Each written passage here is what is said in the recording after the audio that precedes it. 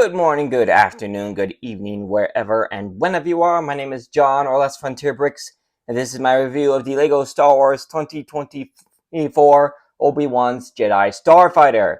It is set number 75333, comes with 282 pieces, plus 3 minifigures, and retails for $30, though it's not uncommon to find this set on sale in some places for $25, or maybe even less if you're lucky.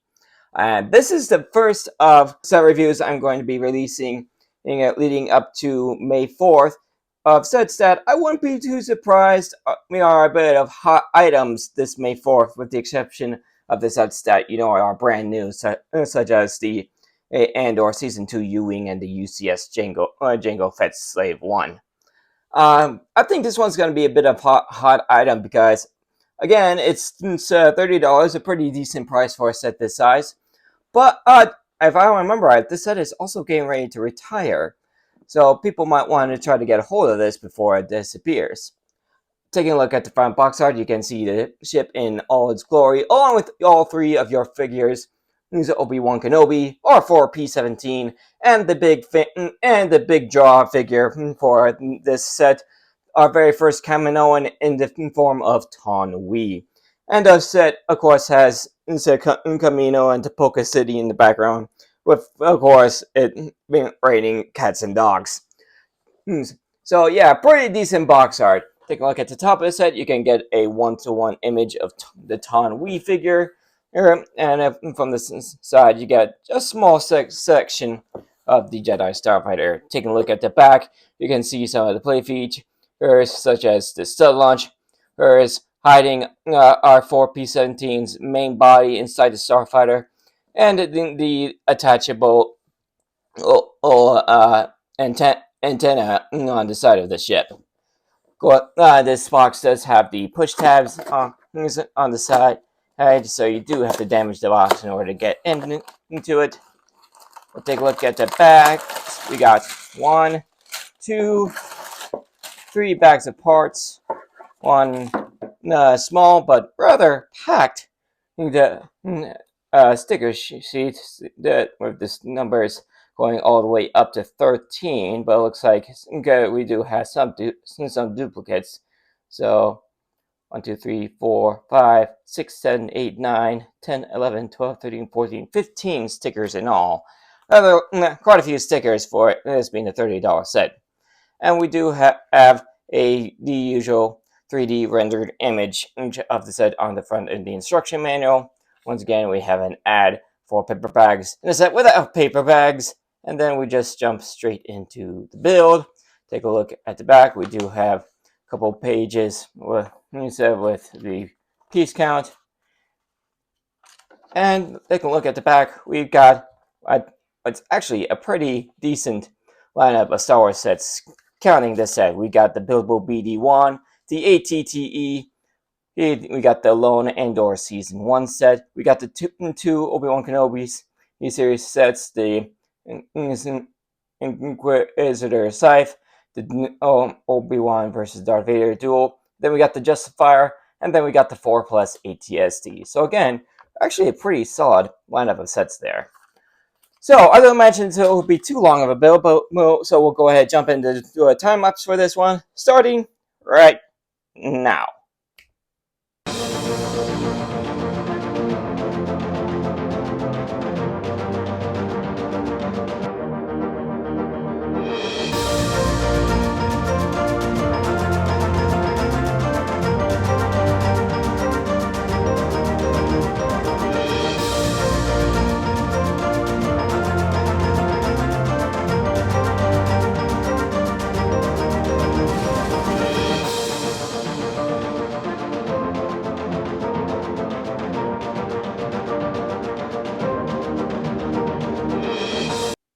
Alright, the build is done. I honestly thought that would take about a half an hour to build, but actually took around 45 minutes. But it was actually a pretty fun build, I gotta admit. We'll go ahead and start off as usual with the minifigures, starting off with Obi Wan himself. I do like the hairpiece they gave him. That's a good color for him. The main face and looks really good with the full beard and mustache. ashes and eyebrows. Face looks really good. I think the coloring of his main robes, since the tan is a little thin. Oh, is a little thin, both on the torso and the legs. But other than that, looks really good. Good. The brown robe looks good. You got a little bit of metallic printing on the belt, and just a little bit of printing on the back. Unfortunately, not dual molded legs. No, there aren't any dual molded legs, which, to be honest, I think would have been a nice addition. Of course, he comes with his lightsaber, and he does have a secondary face. This time, he's got his headset on there with the mic, which is nice for when you actually got him in the Starfighter. And he does come with the hood piece, which he looks really good with as well. So pretty solid Obi Wan figure there. Next up, we got R4P17 in with that fully red dome, but strangely enough, the classic R2 style main body with just a little bit of red everywhere. There, but along with some good metallic printing on the torso. The stripe along the bottom of the dome looks really good, as does the photoreceptors. No back printing on the main body. And then we got the main draw for the figure. We got our very first Lego Kaminoan in the form of Ton Wee. One thing I was actually rather surprised about is that I thought the head and neck would be two separate pieces, but that's not the case. It's just one big molded piece, which looks really good. All the contours and full molding for the head looks really good. Got the big eyes with a small mouth.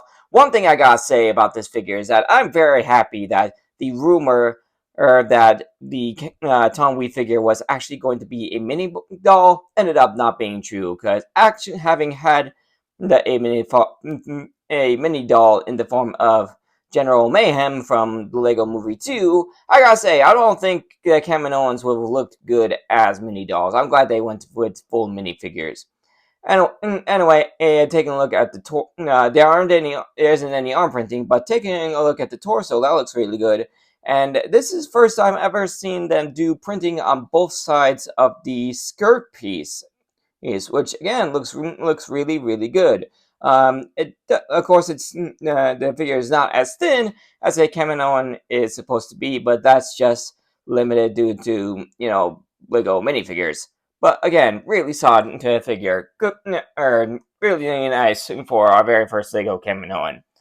Starting off with the Starfighter, one thing I gotta say is that with that sticker sheet, the only printed piece is the printed console inside the cockpit. Everything else is sticker detail, which, while it does add some nice detail, it is a little bit of a hassle putting on all those stickers. Like, you got one here on here by the nose, you got one here by the cockpit, you got two on this piece alone. You got the Republic sticker here, and then you got two stickers each back here, and then two more. Right, Nate.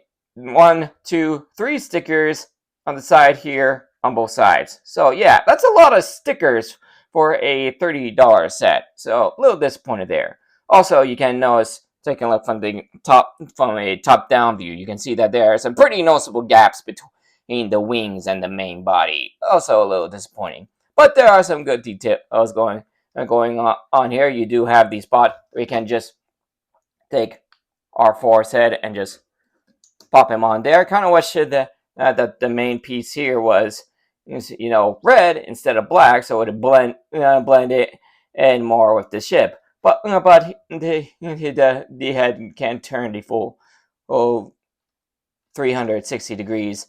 And of course, you have the detachable radar dish, which is super simple. It's only 3 pieces, but it just sits there on that 1x2 tile with a jumper in the middle. And with the rest of R4's body, Lego provides some space in the main body where you can just pop the rest of him in. Which, to be honest, I kind of wish they would stop doing. Like, they've been doing this for a while now. Basically ever since the Delta 7B model from the Clone Wars, which is actually supposed to be able to hold the entire astromech droid instead of hardwiring this head and CPU onto the wing. But for some reason, Lego keeps thinking they need to justify having the full astromech droid by having somewhere to put the rest of the body, besides, just sitting it on the side. So they end up with this really large lump in the middle of the Starfighter. While in universe, the whole thing is basically supposed to be basically flat, like an arrowhead. So yeah, I kind of wish Lego would stop doing that, because it's getting on my nerves.